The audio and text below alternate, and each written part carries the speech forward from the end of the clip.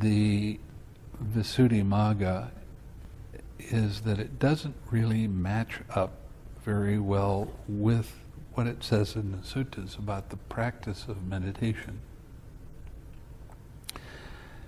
And there is a way that the Buddha gave us to be able to recognize whether it's coming from the teaching of the Buddha or it's from a commentary. Now, the instructions that the Buddha gave us for finding out whether this is really what the Buddha was talking about or it is a commentary that somebody else made up comes from the Digha Nikaya. It's the Parinibbana Sutta. If they, on such comparisons and review, are found not to conform with the suttas and the discipline, the conclusion must be assuredly, this is not the word of the Buddha.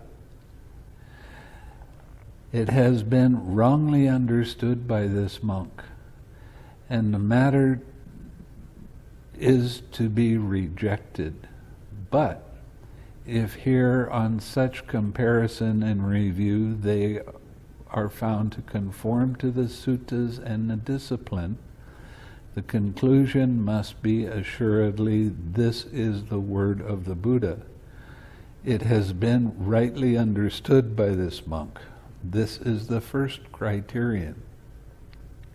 So you can see that the suttas are very important to pay attention to, because they are closer to the words of the Buddha than commentaries can be.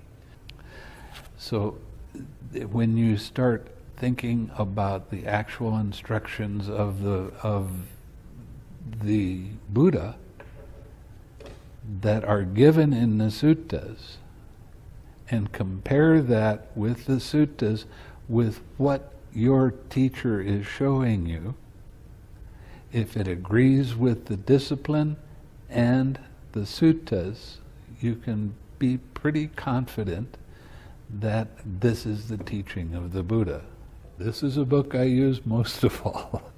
This is the middle length sayings. I use the middle length sayings because the discourses aren't too long and they're not too short. And generally I can go through one sutta in the evening. When you're talking about the suttas, and you notice that I read the suttas, so you know it's not my words that I'm using.